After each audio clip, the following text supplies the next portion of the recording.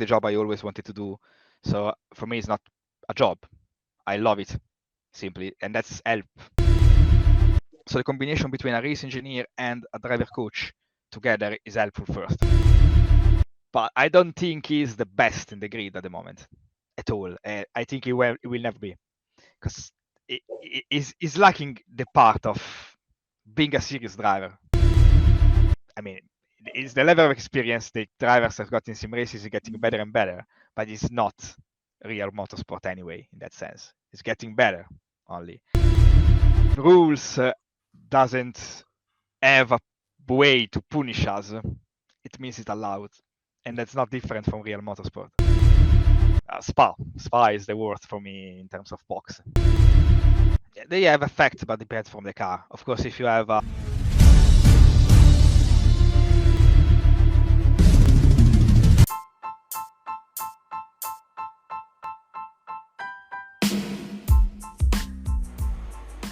Hello, and welcome to another episode of Georgie's Stripping the Dipping podcast. We are that motorsport podcast that brings voices to you from throughout the paddock and beyond. Champions, legends, new starters, talent that's up and coming, engineers and media, and so on. Today, I have a guy that's living his dream. In fact, he's probably living most of our dreams. He was a sim racing engineer. He's now also a fully fledged racing engineer. He is the director of his own company, A Cup of Racing. None other than Davide de Russis. How are you doing, Davide? How's it going? all good. Thank you, and always nice to be back again. It's the third time, so here we are. How are you? I'm very good. You're joining an illustrious group, a small group of people that I think will be on the podcast 3 times. So thank you. We're really blessed to have you back with us. Yes, like VIP party or stuff like that organized. Absolutely. I would like to. You need to hire a PA that will stop Georgie's emails from reaching you, because we're very persistent. We'll never let you we go. went through texts directly. It's not email anymore. Exactly right. That's the connection. No, it's great to have you here. And in preparation for this episode, and I do encourage listeners, do go and check out the last couple of episodes, particularly the last one, because at the end of the last episode, Davide said, who knows what's going to happen in 2023? Maybe GT3 World Challenge. Who knows? I know, but ... who knows? So I'm quoting you. You left us on a cliffhanger in one of our final episodes of 2022. So why don't we kick off there? Why don't you tell our listeners a little bit about what you do and what does 2023 hold for you? Yeah, of course. Now I can. So basically, it was GT3 World Challenge Europe Endurance Cup, but that's one of the news. To be honest, it will be with an Aston Martin team, and I'm finalizing stuff now. So I will have a couple of tests, and I will get on with Monza directly.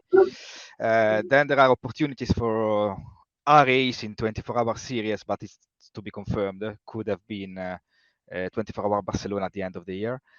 But as a main important stuff, I will do British GT this year with an English team, and this is the year where British GT has been the most competitive ever. So I'm very excited about that with a GT3 McLaren, and I will have also the management of the engineering department of the British GT and GT Cup cars. So that's the new. Wow. I mean, so we were just in the virtual green room, and I came in, Georgie and Davide were talking about how busy Davide is, and now I understand why. That's a lot. That's that's a lot. And why don't we pick? And it's been in 2 weeks in December, all this. So, well, congratulations, first of all. Thank you. It's always great to see people growing and succeeding. It's really fantastic. So many different cars there. I mean, how do you engineer across a variety of different marques, different series?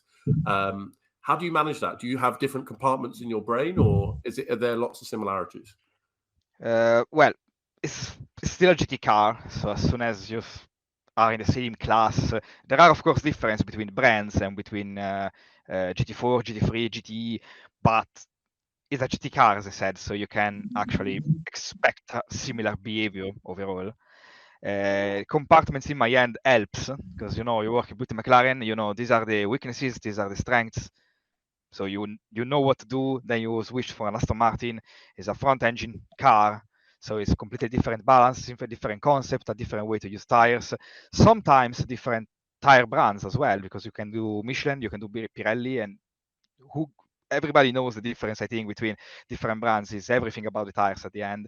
And then you maybe get a test in GT4 that is crazy simpler than the other two, but still a GT car. So you have less to do in that case, but you can stick with your procedures, just forgetting that you don't have maybe too many TC and ABS settings to think about it.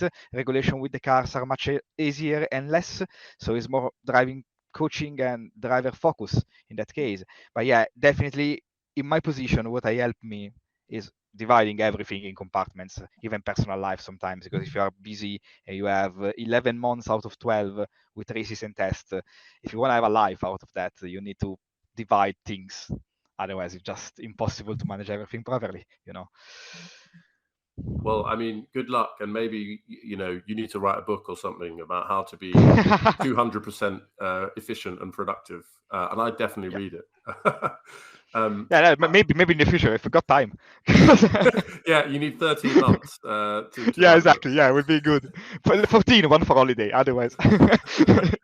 Yeah. Well, do you know what? Actually, why don't we start there? Like the mental health side.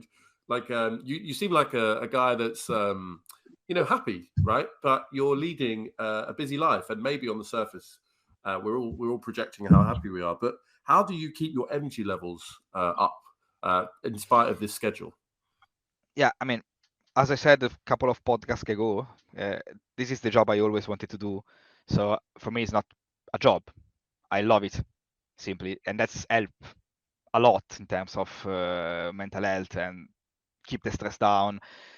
I'm not saying it's not easy, or that basically is everything fine every day, every time. You are always happy. It's not like that. It's any other job, any other people.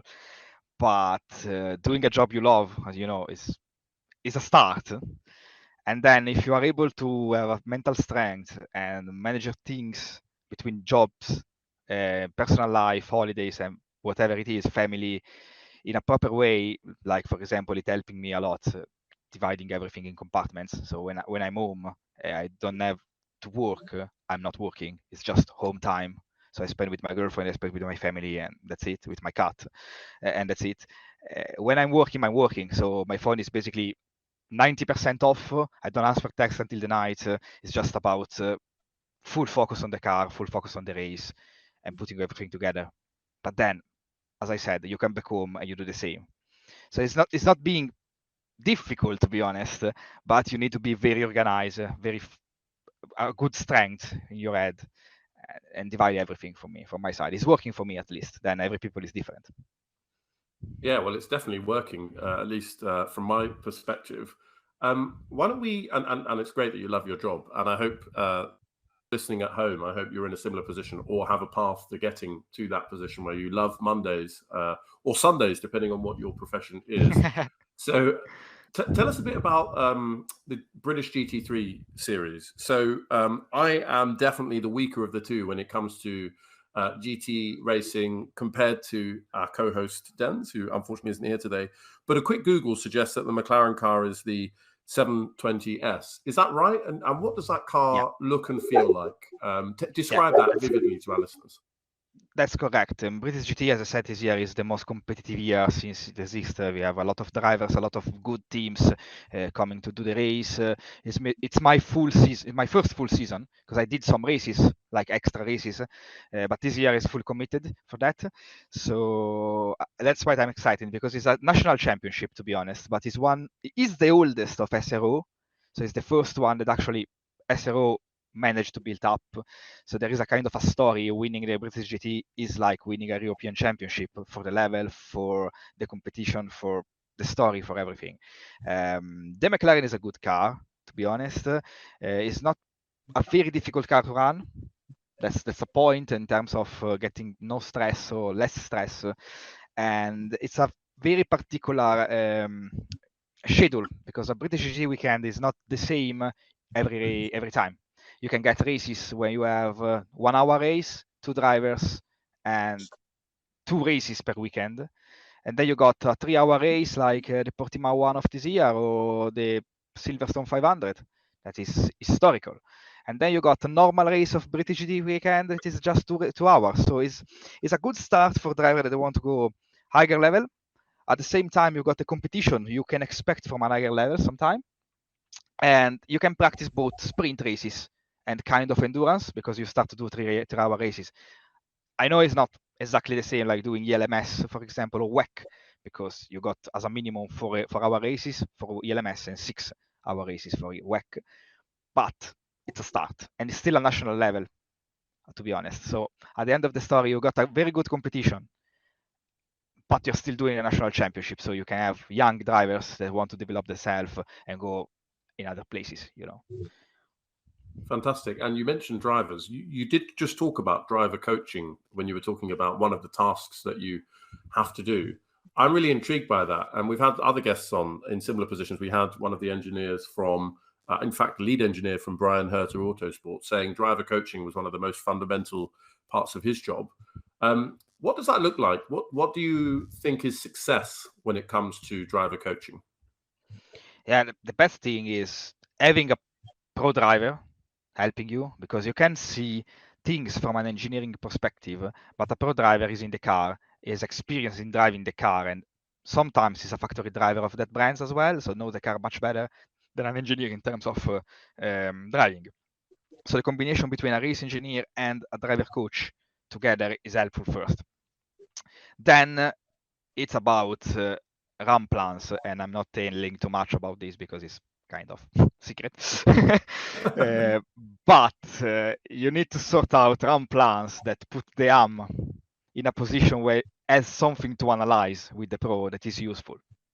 Okay, I don't know if it's clear what I'm saying. Yeah, no, we get it. Yeah. So Yeah. Yeah, go on. So they have to have a clear plan of how they're going to use the session. Yes, exactly. Et And you need to use the time you've got with both drivers in a proper way in order to get the information, the data from the car, and actually have a session of driver analysis for both of them. Sometimes there is something also the pro can learn from maybe the sister car with another pro that is slightly faster, or do the same lap times, same performance, but get into certain corners differently, so you can extract performance between two pro as well, and that's driver coaching. So it's about the use of inputs like steering wheel, braking, throttle, and speed carry into a corner in a certain way for that particular corner or circuit. Okay, so I mean that's really fascinating to me, because I think in my personal life, or my professional life, I should say, a lot of my job is about leading and managing people. And when I watch sport, it's easy to forget, oh yeah, actually it's a team, and you have certain people that have to perform in a certain way, and we all have to work together, in sync for us to succeed. Yeah. So let's imagine. So we're going to play a little bit of a game here, and let's see how much you want to celebrate your career. You might end up, in Formula One. Who knows? Let's say we pick a few drivers from Formula One, and what driver coaching might you give them? And I know that we're talking in abstract here. We're not talking in a specific session, but let's have a go. So what about a rookie entering the series? So Oscar Piastri, let's take him for example. He's running not the Alpine, the McLaren. He left Alpine. He has had a year out from competitive racing, but a huge pedigree. What's the sort of thing in that situation where you've got someone joining a series for the first time, but clearly a lot of expectation, pressure on their shoulders? What sort of thing would you be saying to an Oscar Piastri come this season? Well, first, you need to have an experienced driver beside you, and Norris in the McLaren I think is good, but he's not at that level of experience yet. So for sure it will be difficult for him to have kind of reference, even if his Norris is very good and I like him a lot. In terms of coaching, Formula One is different because they should be already at a certain level. So of course they can learn how to drive a car around a circuit or a corner in a better way, because you can always improve. Even Hamilton can improve, but it's more based on management of the car during a race. What I mean, have you ever seen a steering wheel for a Formula One? Like how many buttons they've got? Okay, yeah, exactly. They need to know exactly what to do in every button and what button touch if an engineer asking for certain maps or certain specifications, certain settings. So at the beginning, the first year, it's more, warm up year in terms of that's a Formula One. It's much more complicated. I can drive it because I've got talent. I'm Oscar Piastri, but it's not about that only. It's much more than that. You need to work with much more people around the car than you used to. Because, for example, for a car, a trackside team, Formula One can have 100 people. When you come from Formula 2, you get 10 people. So it's a different approach. It's not about driving and that's it, I think. It's more about understanding and learn very quickly because you won't have 5 years to learn this. You have one. About how a Formula One driver needs to behave and needs to drive and needs to be part of the team. It's much more a teamwork than what it was maybe in Formula 2. You know what I mean? Yeah. So absolutely. my suggestion for him will be more based on what Norris is doing, for sure, but not just about driving, about everything. And I know you talked about an experienced driver. While he's not his teammate, Mark Webber, I think, is part of the management of Oscar Piastri and does accompany him to the races. So there's something there about that experience. Absolutely. Yeah, it may be kind of a driver coach in that sense. He's much more experienced in that sense. Exactly. So let me just pick one more example, and I'm going to give a disclaimer now that clearly I don't know Max Verstappen very well, but I'm going to take the media perception based on his race audio or race radio. So let's think we've got a driver that is now double reigning world champion in a car that's pretty strong.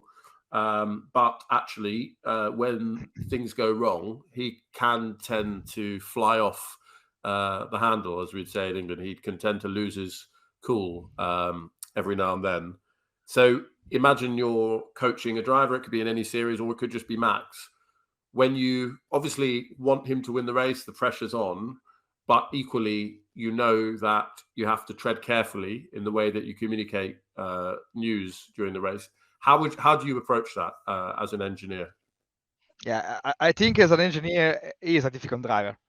Cause it's fast, it's definitely fast, and now every fan of Verstappen will hate me, but I don't think he's the best in the grid at the moment at all. I think he will never be, because he's lacking the part of being a serious driver for me. He is very fast, he's very committed, he has for sure talent, but the way he managed the situations is one of the worst I ever seen, to be honest. Because sometimes it looks like there is no respect in what he's doing. He is the best, he needs to be the best in every single minute and competition. And I get that because it's a very high level profile championship in motorsport. And so it's all about winning. And I get that. I agree with him in that. But you need to keep in mind there are people behind you that actually are there working 12, 15, 20 hours for you and deserve a bit more of respect in certain situations if something goes wrong because they're still human and the variables in motorsport are so many that you can't really predict everything. So, I mean, it happens. Everybody makes mistakes. He makes mistakes as well, but the way he looks, he can and the other can't. You know what I mean? It's just about the way he manage other people beside him or behind him is not right from my side point of view. And I don't know him, I don't know his team, so maybe I could be completely wrong. But for what he showed in the last 7 years, to be honest, it's just a very fast driver that is just a driver, no more than that. He's not part of a team, he's not a real team member. And that's hurtful when you are double world champion because you should learn that you are double world champion because you are good, you have the car, but you also have a very good amount of people, skilled people that helped you in everything. So it should be a bit more worth, in that sense. Wow. If I had a driver like that, managing a driver like that is difficult because when something is going wrong, he will be angry at you because you are the first point of contact and you can't actually say anything to him live. But for sure, over season, I would find a way to have a relationship with him at least, and try to calm it down in certain situation, because it needs to be part of a team from my side. Absolutely. Well, look, no one could accuse you of shying away from your opinion. So appreciate that. And, you know, I think I can see where you're coming at. The challenge, the challenge I see in motorsport in general is that the way to get into motorsport as a driver is often very individual. That's my perception. So, you know, as a child, if you're karting or on a dirt track, you need to just beat everyone. But then at the very highest level, you know, we saw with Schumacher, we see with Vettel and Hamilton, you need to be able to lead a team as well. And so those kind of individual versus team dynamics don't always work well for everyone. But that's a really interesting perception. Yeah, if you want to be a champion at least, otherwise you are a good driver. Yeah, but it's not the same. You know, you can win 11 championships and still not be a champion for me if you don't do everything right. Yeah, well, and maybe you know, if we had Drive to Survive going back through the years, we would see why certain drivers didn't quite fulfill their potential. Who knows? You can't accuse Verstappen of not fulfilling his potential in the sense that, at least on paper, he has 2 world championships, and he must be the favorite for this season as well. So, you know, he'll very quickly be up there with the 3-time champions, I'm sure. Yeah, it's probable. I mean, the Red Bull looks very fast as well. I don't think so far we actually saw the proper Red Bull. They don't need at the moment to show all the potential they've got, I think. So that's the thing. It would be easy for him if nothing happened to win another one, for sure. Well, so while we're on the subject, because I've sneakily switched to Formula One, and we'll go back to GT and we'll in a bit. But you obviously have a history with Williams, being an engineer in their esports division. You're a busy guy. I don't know if I heard you say that in your introduction. Is that something that is on the back burner this season, or will you still be involved? Yeah, still for the year, yes. Then we need to discuss for 2024, but for the year, it's still on.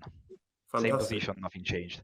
And what does that involve? What races will you be doing, or what series will you be doing with them? At the moment, I'm supporting the 24-hour series on iRacing that is just on today for the 12-hour Barcelona. Barcelona, yeah, sorry. And that's the last of the championship. We are P1, so this is double point. I'm not doing the in-race support since I'm here, to be honest. But just because it was too much as well to get there. I've got other engineers there, and I'm always direct line with them. So if everything needs to be done, or they have question strategy change and they are a bit confused about that, I'm always supervising everything in that sense, but I'm not in the race straight away this time. As I said, I can't do everything. It's just too much. No. We'll see how it's going. And then I was the engineer for the VCO eSport World Championship. It just finished last week. So we'll finish P4 overall with a touring car. That was very more about, again, driver coaching and managing the situation, because it was very short racing a touring car, and there was R Factor 2, the simulator, fixed the setup. So it's just important for the team, but not a big race. And then coming on in the next months, we need to discuss what are the championship I'm following, because normally I'm doing iRacing special events and big championship like it was Le Mans Virtual Series. So I think it will be more about special events for the rest of the year, and then Le Mans Virtual Series again end of the year, and we'll see in 2024 what's going on then. Well, I mean, as we've established, you're a busy guy and you're keeping that Williams relationship going, at least in this year. Let's give AMG Dens some coaching, right? Because he and Mike Fowler. Whoa! I mean, I couldn't possibly agree or disagree with you there, but they raced in Daytona. They did Bathurst. Him and Mike Fowler, his colleague. We spoke to Kyle Compton, who I was mentioning before, who's the lead engineer at Brian Herter Autosport in one of the US series, the Michelin Pilot Challenge. And he said that in those endurance races, often what they try to do is survive the first 18 hours. And then you're in the race. Is that something that kind of resonates with you? I mean, it's always 50-50, you know. I'm fair enough sometimes, because you need to survive first, because finishing a 24-hour race, for example, it's already an achievement. because you need to have a very reliable car, no crash into any other. If you crash with someone else, have the possibility to repair the crash and go back. So finishing an endurance race, a long endurance race, is always an achievement. Of course, everybody wants to finish first, the endurance race as well.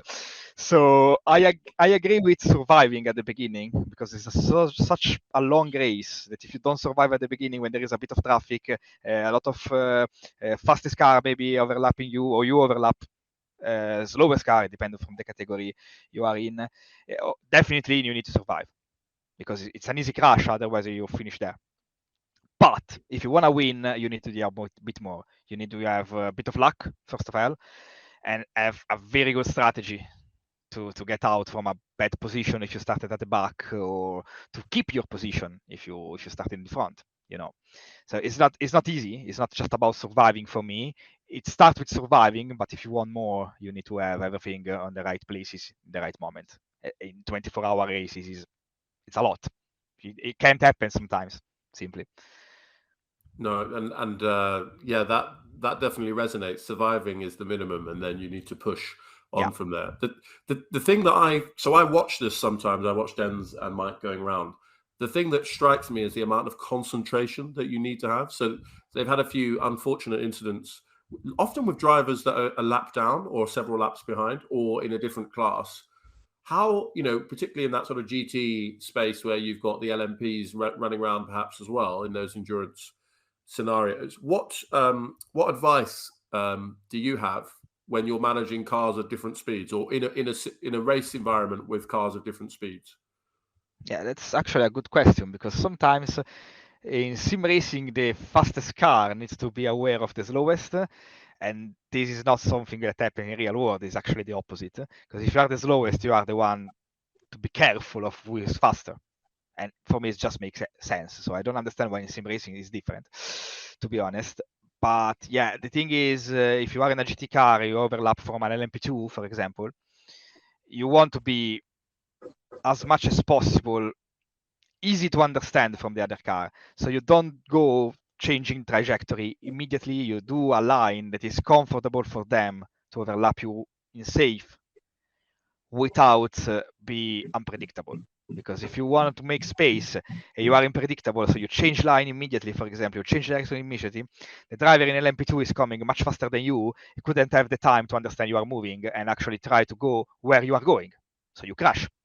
So the idea is be predictable, first of all, and be aware that if there is an LMP2 coming, as soon as you see his lights, for example, if it's night, in your mirrors, it will be very quick when they come here. You don't have too much time to think about, okay, he's coming, maybe next corner I'll do this, because it will be already there. They are very fast compared with HTV. So it's about mental set and be predictable. Okay, well, I think I don't know if you can compare the two, because you've engineered for sim world and the kind of real world. Do you think that in sim racing the behavior is just naturally worse because the cost of collisions, the cost of bad behavior is lower? Yeah, can be that. Can be that. But can be also the drivers that normally drive in sim racing are not experienced.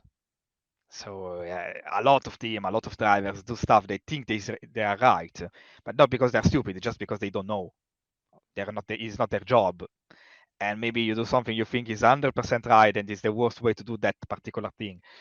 So, I mean, it's the level of experience the drivers have got in sim races is getting better and better, but it's not real motorsport anyway in that sense. It's getting better only. So of course it's different. There is no damage, no cost.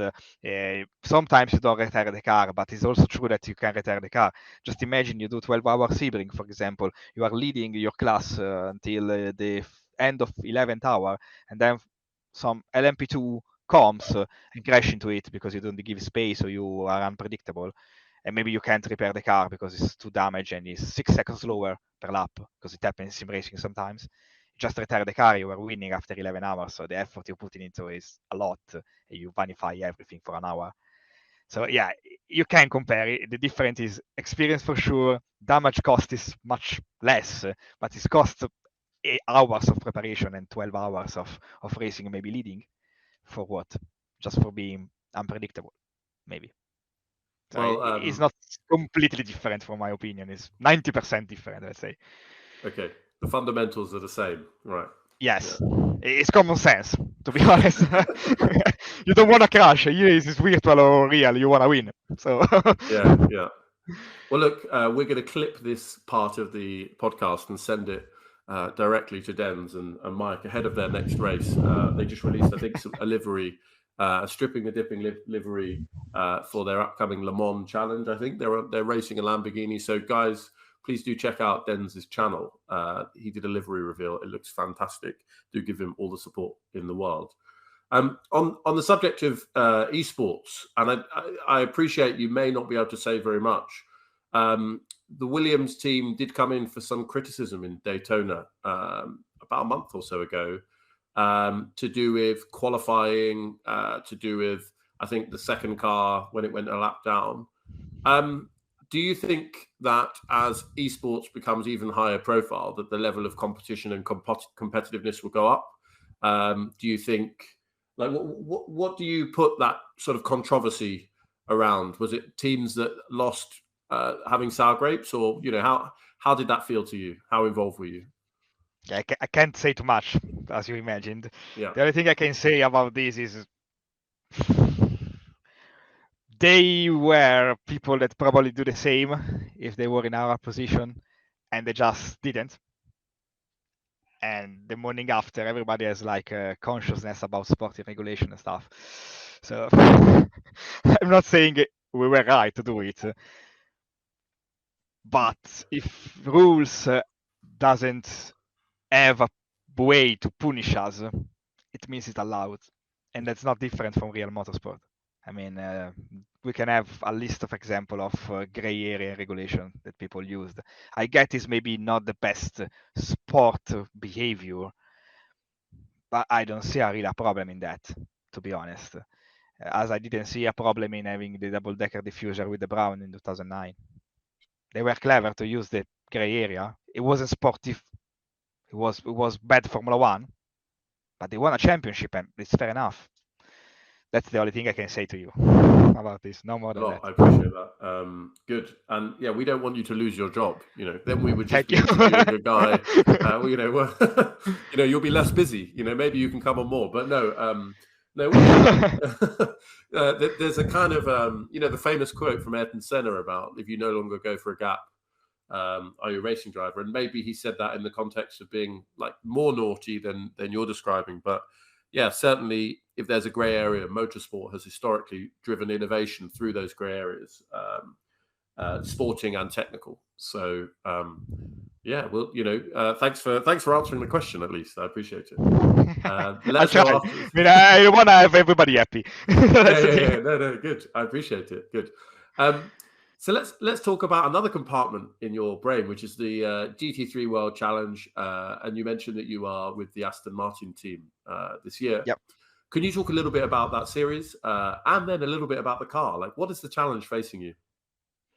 Right, the car, I know the car very well because it's basically, I mean, I used the Aston GTE last year in ELMS and WEC. I did Asia Le Mans last year with the GT3. It will be exactly the same car, it's just a different team. And car is fast. If you get it right, it's a very good car. And it's not easy as the McLaren to put it together. It's a bit difficult in a certain way, but as soon as you got experience as with any other car, you know weaknesses, you know strengths, and you can manage it very quickly if you have issue. It's just a bit more complicated, but it's a racing car, so it doesn't meant to be easy, to be honest. Everybody can drive that, of course, but you need to how to drive it if you want to go fast. And that's for everything at the end. In terms of the championship, it's my first year doing this championship. I wanted to do GT World Challenge since I started with the GT cars, to be honest. Even before I wanted to do WEC and ELMS, and I never had the chance to do it.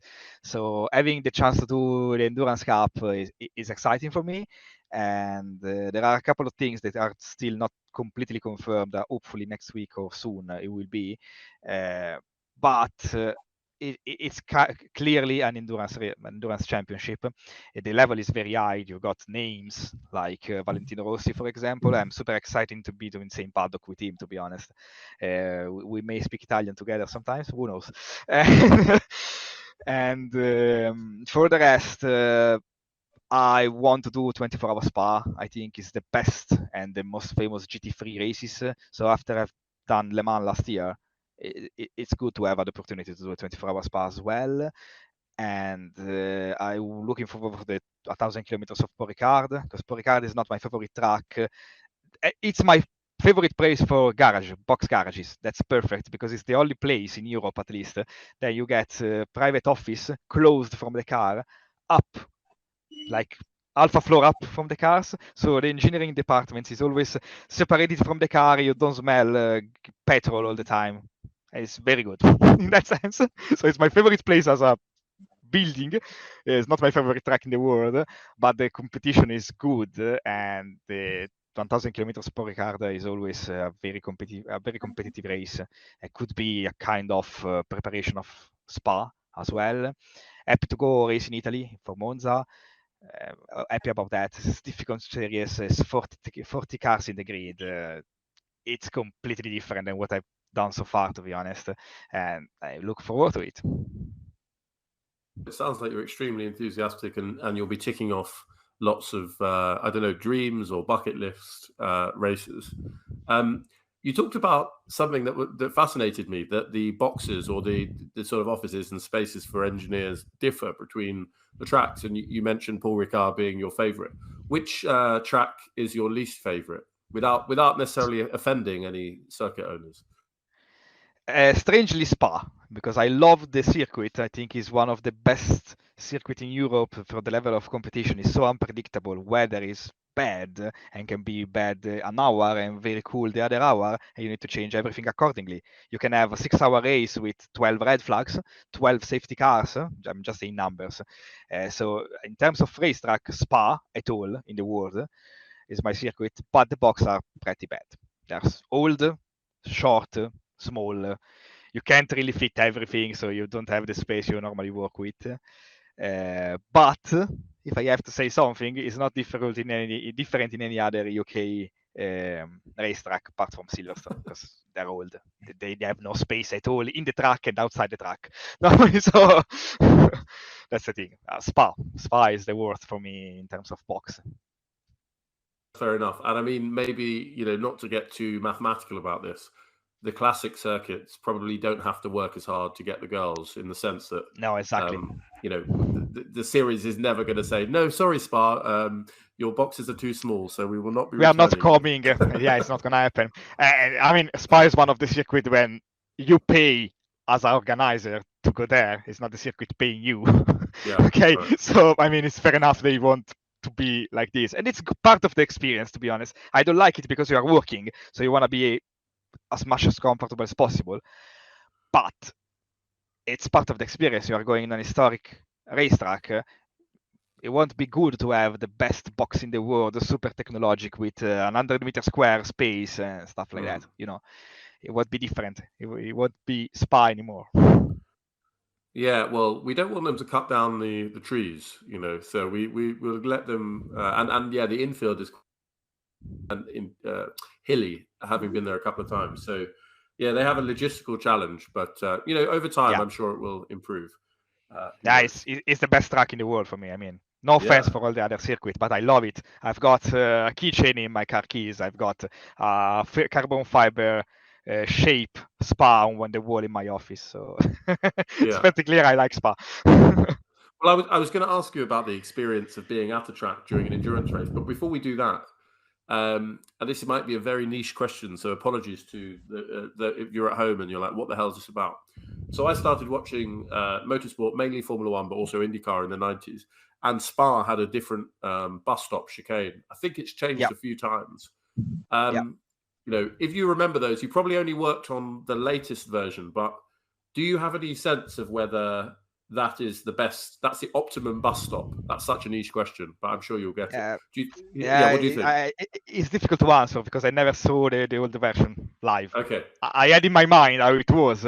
I know that years and years ago it was an actual bus stop. There was the place when the bus was stopping there, so that's the name of the chicane. But to be honest, I don't have an answer for this. Okay. Next time, episode 4. Next time, I'll study. please, yeah, unnecessary study in your 14-month year, exactly. Yeah. Brilliant. So how about we reverse back, and so you're going to be doing sort of 24-hour races, 12-hour races, 6-hour races. In those longer endurance races, as the engineer, particularly if you're in the lead, do you sleep, or are you just trying to stay awake for the whole time? How does it work? Nope. You are the only one don't sleep at all. If you are the race engineer, you stay awake 40 hours to do a 24-hour race. Oh God! Straight. 40 hours. It's fine to be honest, because you've got so much to do and so much adrenaline in your core, in your body, that's okay. Problem is when you finish your 40th hour and you try to sit down somewhere comfortable, just dead for 24 hours straight again. And then when the adrenaline effect is finished, and then you go to sleep. Although you probably got to travel. Now you're in the real world. It depends. Yeah. Normally it depends from the team. If it's a good team, you got a day off and then you travel. If it's a team that wants maybe save some money or have no budget, because can happen also as well, you may fly the morning after. And that's not the idea sometimes, but you do it. It's not your choice. So it's fine. I'm sensing a strong hint here, Davide, that those teams that want your services should pay for that extra night in a hotel. No, I'm fine with everything, to be honest. Sorry, I'm getting used to it. But yeah, it's better. It's better. Of course, if someone pay a night more and give you a nice hotel and a nice flight to come back, of course I can't say no. Yeah. Okay. Fine. Good. Yeah. Please distance yourself from my comments. They were fine. Okay. So no, you don't sleep. How about this then? So we heard I mentioned this Kyle Compton sort of suggestion that like the last 6 hours is where the race really comes together. So if you've been awake for 30 hours, what do you put in place to avoid having to use or rely solely on your judgment in those last few hours when you've not been asleep for a few sunrises? How do you manage that as an engineer? I mean, that's different from person and person because everybody works in a different way. For me, it's not the worst part of the race, to be honest. For me, the worst part is like 2 a.m. in the morning, where you actually used to sleep, but then you can't, so you go on, and when you arrive at the last 6 hours, it's fine. You're still awake. You've got past the worst period in the night. For me, it's helping a lot. Being focused on the data station, focus on the strategy, speak with the drivers, not too much, but sometimes to keep both of us awake, and eating good food and proper food, to be honest, in the proper moment during the night.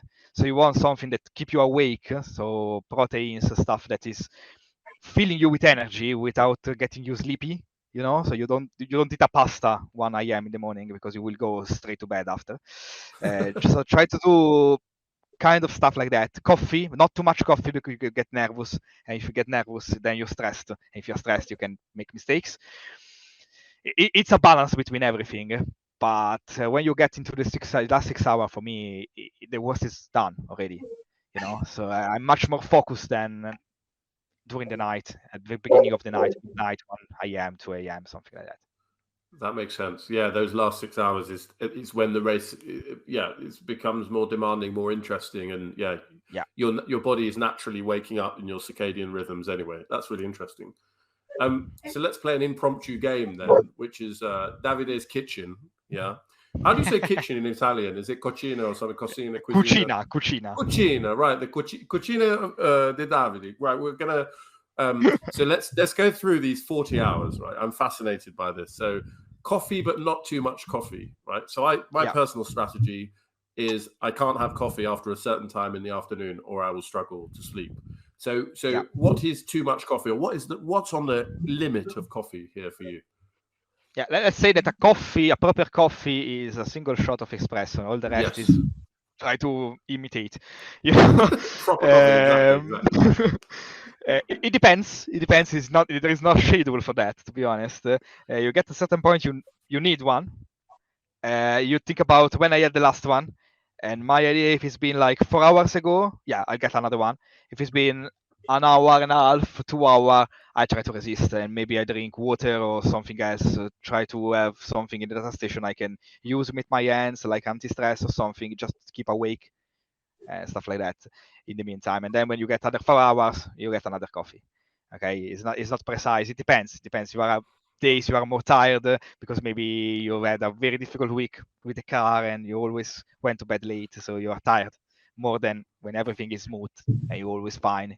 Easy finish, early finish, and then you go to bed, try to sleep as much as possible before the race, and then that's it. Sometimes help me at least.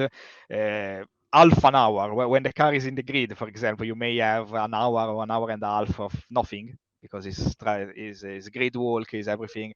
What helps me when I got that chance is going to the track, find a quiet place, and have half an hour sleep. That's help a lot to me to start properly the race and go on with that one. But sometimes you can't do it. Depends what happened. No, that makes sense. Okay, so we've got the drinks confirmed, right? Coffee, but not too much coffee. Coffee, Proper but not coffee. too much coffee. Yeah, exactly. Possibly Italian coffee. Italian. Oh well, I think we have Lavazza at home, so I'm just repping that Italian coffee. Absolutely. Very good. So Valtteri Bottas is known for his porridge for breakfast. What is a solid breakfast when you know you're not going to go back to sleep for 40 hours? What is it that Davide de Russis is having for breakfast? Lately, an English breakfast. Nice. But lately, because I didn't like it before. When I went to the UK, I was the only person in the UK not eating English breakfast, probably. But I didn't like it. Then I tried once, and I actually said, okay, yeah, it's not so bad. I can have it. And then sometimes when you need to be awake, a good breakfast with full of protein, eggs, and stuff like that, it's helping. But two things can't miss in my breakfast. It doesn't matter if it's for racing or for anything. It's an orange juice and cappuccino or single shot of espresso, depends on the day. That's compulsory.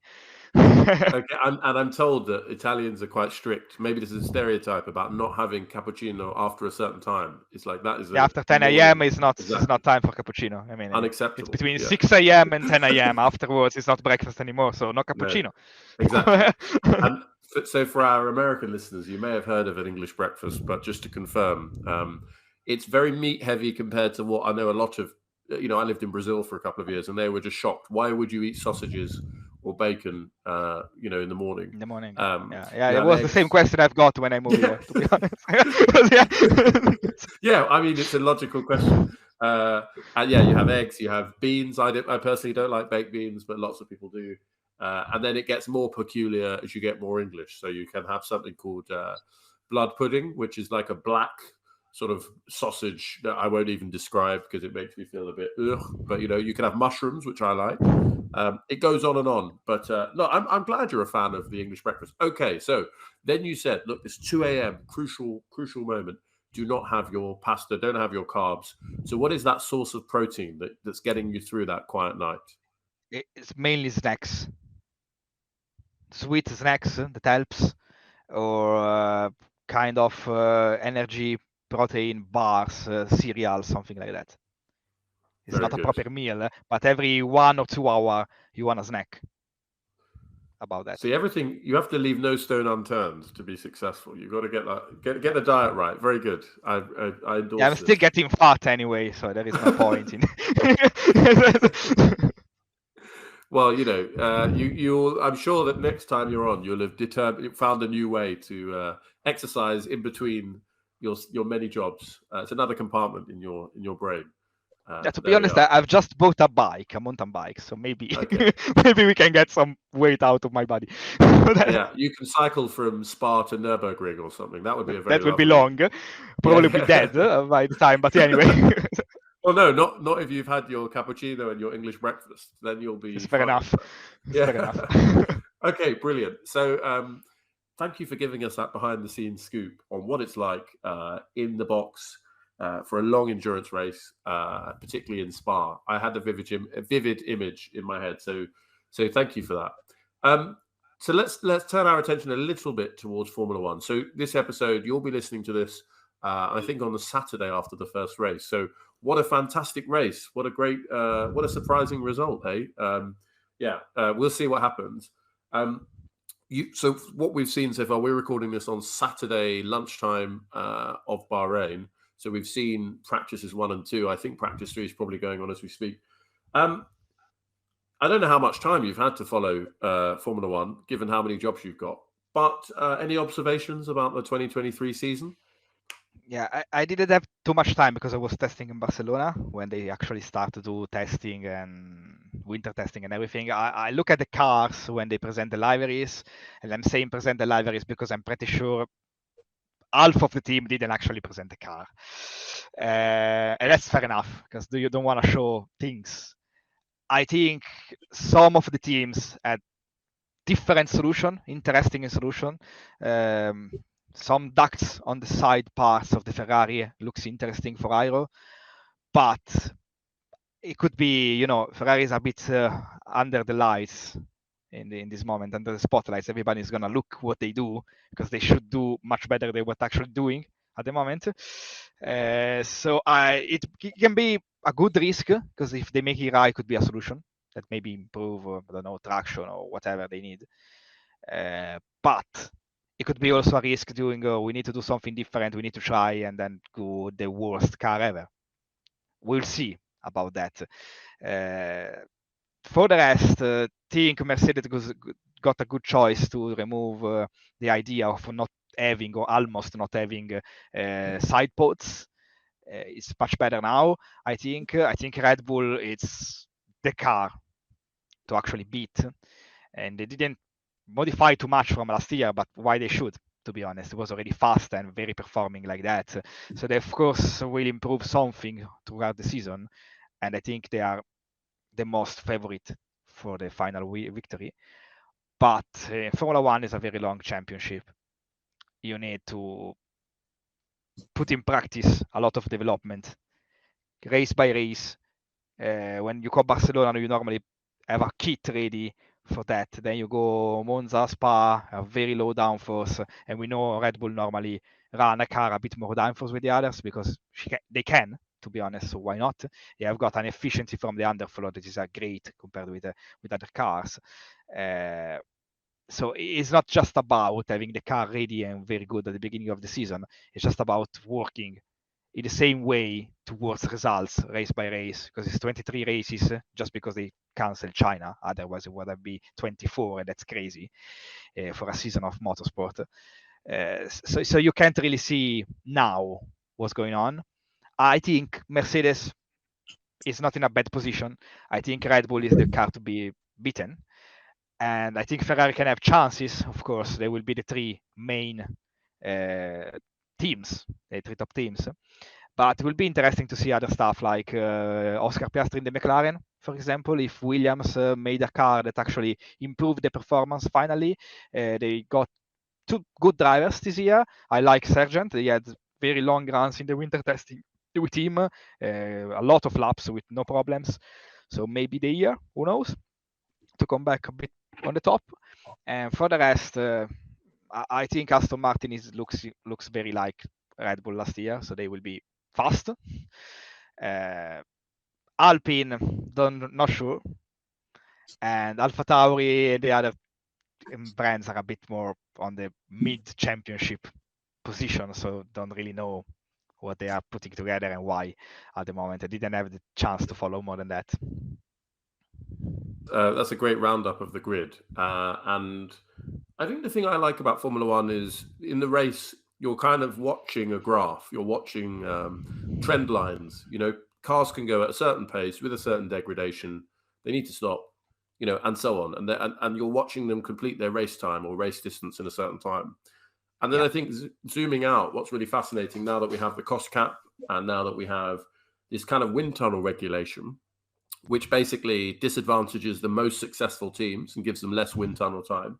you're seeing hopefully another trend line, which is over the season, the cars with the greater amount of development time are hopefully able to close up. So it should be fascinating. And Aston Martin apparently look good. As we're recording, as we're speaking, FP3 is going on, and people, when they're listening to this, will have seen what happened in Bahrain. A question for you: do you have a crystal ball? Because last episode, we were talking about Mattia Binotto. He was not going to be renewed at Ferrari. You talked about sort of the challenges he'd faced, his management style.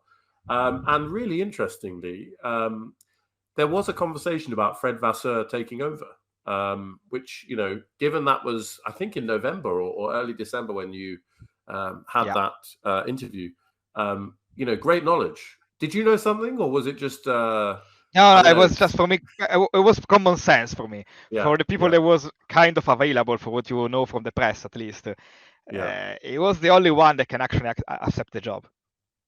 Yeah, I won't be in his position, to be honest. It's a tricky position at the moment. You may be the best and solve the situation, or he actually can put his face in something very bad and ruin his career. So you need to have courage to take that position in this moment. So we'll see. Yeah, no, I agree. And in a way, another really fun thing you said, or interesting thing you said with Dens in the last episode, is that Ferrari is more like a religion than an organization. And I often think back to Giancarlo Fisichella, who I think he nearly won the Belgian Grand Prix. He would have won if he hadn't been slipstreamed into Les Combes by Raikkonen. And that was in like Force India many, many years ago. But then he chose to spend the last few races of the season at Ferrari, even though they were having trouble with their car. When Massa had his accident and it meant that he couldn't drive because the spring hit his helmet. So it's almost like you have to accept, if you go to Ferrari, it's going to be a big challenge, but that a bit like you're talking about your career, it's what you love. It's your dream. So I don't know. Do you think that's probably in the calculation of Vasseur? Like, well, at least I'll be able to say that I've led Ferrari in Formula One. Yeah, maybe. I mean, why not? It's still one of the most historic team you got. They are records in everything, so it's still a good position to be, even if it's not the Ferrari we knew like 20 years ago.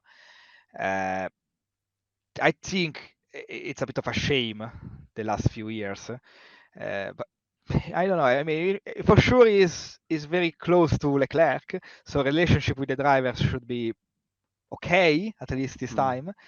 For technical knowledge, he's a good engineer. He just have no experience at the moment how to run a top team because he never did in Formula One. He's quite young into the environment, but it doesn't mean he's not able to. I mean, everybody been young and in a new position for first time. There are people that go ahead and people that stop there in every job. So we'll see.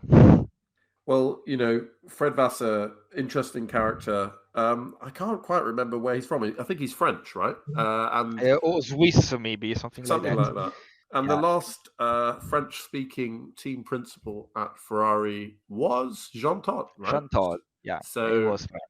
Not to stereotype 60 million people, but who knows? But he could have success. I mean, it was a different team, let's say. It's not just about a person, it's a team that makes everything working. But different content, different year, different regulation, different cars. You can't really compare, to be honest. But if you want to see the same kind of language spoken, you're there. You've now completely destroyed me. Next time I'll be much more fact-based.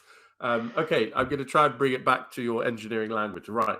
So this is my segue. Under Jean Todt, of course, you had the lineup of Eddie Irvine and Michael Schumacher. And Eddie Irvine has talked a lot about how much testing they did. Because, of course, they started with that 1996 car with Schumacher that just looked like a bathtub. And they just spent, however many weeks and months testing at the Ferrari test track, Mugello. Now we can't do that. So when I look at Red Bull are the Constructors' Championship. So by default, they have I think it's a 30% reduction in wind tunnel testing time. Yes. Everybody is limited to, I think, 5 days of testing throughout the entire year, 3 of which we've already had. Red Bull obviously broke the cost cap in 2021, so they have a further 10% reduction, which I think is 10 times 70%, so another 7% net. Do you think, even if Red Bull start the season with an advantage, that is, 63% reduction or total compared to other teams? Do you think that will play a material impact on their development through the season, and we could see a closer race at the end? It could. It definitely could if the other team use the time, the extra time they've got well. But remember that aerodynamic-wise, they've got Adrian Newey. So if there is a team that can afford to have less time, I think it's Red Bull.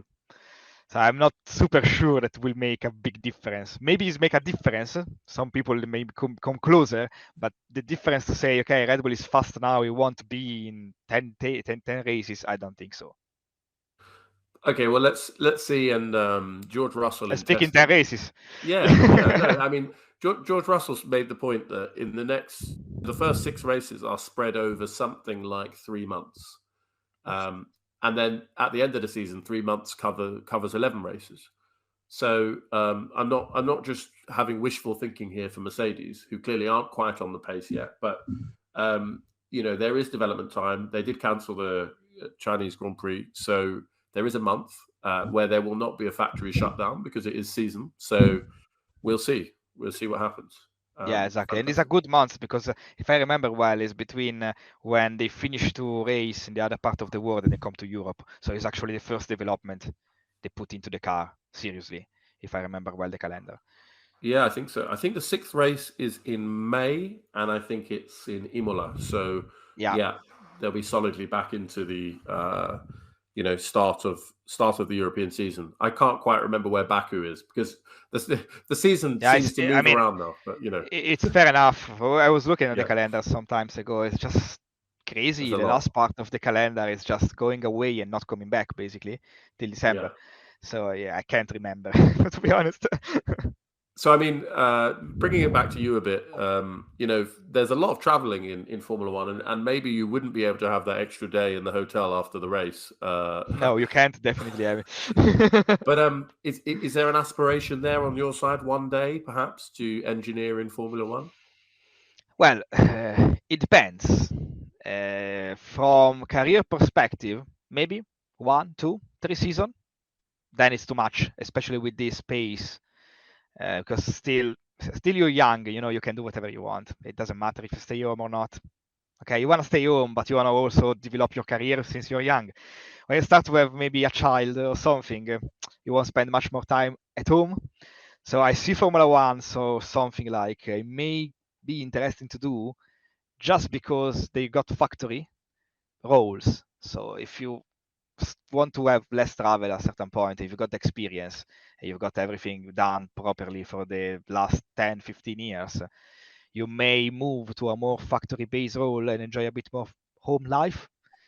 Something that if you are freelancing and do a race engineer, you can't. But, makes sense. I mean, it's just thinking about me in 15 years' time, maybe.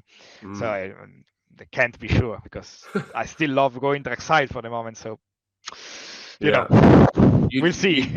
You'd have to really love that area of England, that between Oxford, Milton Keynes, and Northampton, where all of the teams happen to be located.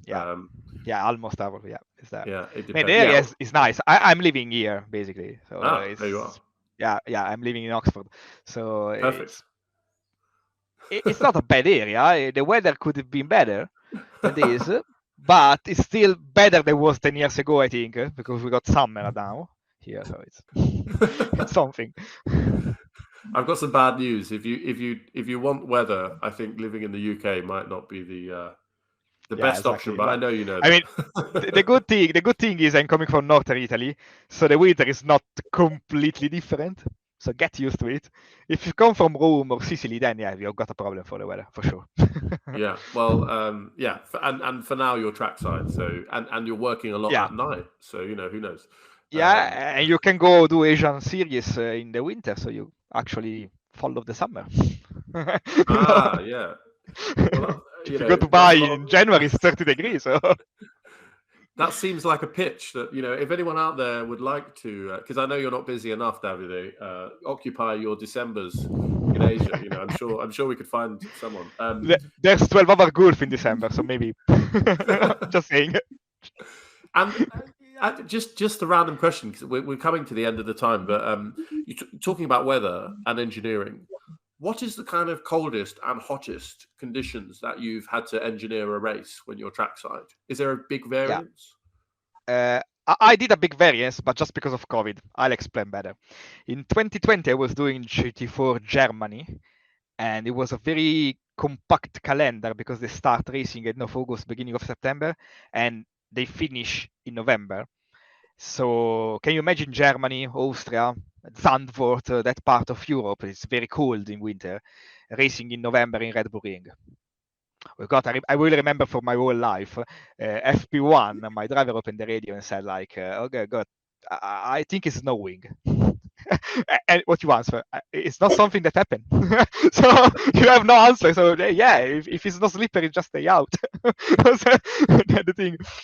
But yeah, that was the coldest temperature I've got. It was like -2 trackside, track temperature. And we get 0-1 degree as a air temperature. That was tricky. But for sure, we discovered why motorsport happened during the summer in Europe.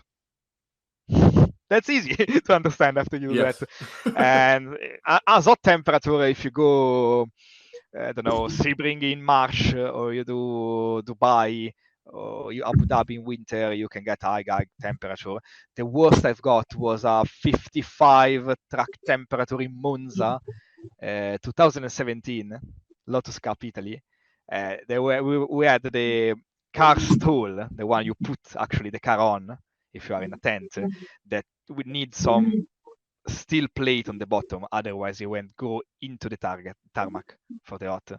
And that was hard to do, just because tire won't last too much. It was short races, but still having issues with the tires at the end because it was just too hot. And if you imagine Lotus clothing kit, it was all gold and black in the sun. Oh wow! Humid. I think I changed like 4 t-shirts in 2 hours, something like that. That year, yeah, that was the worst for me. I was Italy. Gosh, that is a range. So you have a track temperature range of -2 up to 55. Yeah, it never happened too much. Normally you are around 20, 30, 40 degrees when it's summer. You are in the middle of Europe. But yeah, I did this to peak. -2 and 55. Yeah. Very good. And without going into this for too much longer, I presume you've talked about tires and the fact that perhaps there's a tire warm-up issue in the cold and a tire degradation issue in the hot. But are there other engineering factors that you have to think about? Like fuel or downforce, or what does the temperature do to other factors? They have effects, but depends from the car. Of course, if you have a Formula 1 car, aero will be affected much more than a GT3. For fuel, the GT3, not really. Yeah, you can have slightly different fuel consumption, but you get more difference on how the driver use the car than the weather. So. Okay. That makes sense. Well, look, thank you. That's an impromptu line of questioning, but I really appreciate it. So before we close the episode, and thanks so much for your time, really, really appreciate it. Anything you want to shout out? Anything you want to point towards? When will we see you next? What race will we see you at? Yeah, it needs to confirm the GT World Endurance Championship, Endurance Cup soon. So it will be probably Monza, the first event in April for that. For the rest, I'm just still winter testing. The one important is in 2 weeks' time, 14th of March, British GT Media Day. I'll be there. And then we'll kick up with the season in April. So it will be a round of GT Cup I'm doing. And then will be British GT World Challenge and go for that. But for now, it's testing only. Well, good luck in Monza. Good luck at the media day. Good luck in testing. And Denz and I might just try and find, where's I'm trying to think where our local. We live near London or in the southeast. We'll try and find the closest possible round and see. Oh, there are quite a lot. If you live around London, you can come Media Day. Donington is for free. There is no ticket. It's Donington is like a couple of hour drive from London, so. Yeah. Well, for us Southerners, 2 hours, you could be up in Manchester or something. It could be completely different accent. Exactly. But exactly. We'll definitely look at that. That would be fantastic. Yeah, definitely. We'll be glad to meet you in person, to be honest. If you come to any British GT round, I'll be there. Fantastic. Silverstone, there is a certain point. So cool. Well, we won't distract you in that nice half an hour before the race when we know you're looking for a bit of downtime. I know you're not going to be sleeping because it's a shorter series, but even so, we won't bother you too much. But good luck. It's really fantastic to have guests that you can see their growth, you can see their success and trajectory, and it feels like the only way is up for you. So congratulations. Thank you very much. I appreciate that. Brilliant. Where can people find you on social media? Have you got some particular handles that are? If you search for my name, I'm on Facebook, LinkedIn, Instagram with my private profile. So just feel free to follow if you want. Is everything open to public in that sense? And then in terms of motorsport stuff, a Cup of Racing is my company, as you said at the beginning. It's available on Instagram. Just search a Cup of Racing. Facebook as well. Not on Twitter because it was too much. I think about it, but I don't need another social media since I'm doing all one-man band, here. It was too much, so it's just Facebook as a Instagram and sometimes a bit of LinkedIn, but I'm not really using it.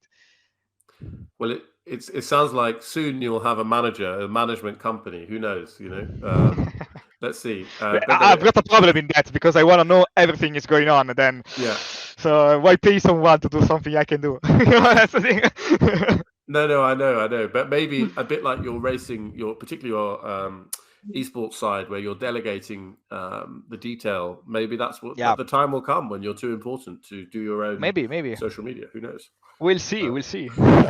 But until then, we will pester you and get you back on the podcast, and it will be great. I don't know if you have a summer break. I assume not, but it will be great to have you back to hear how things are going as we go through the year.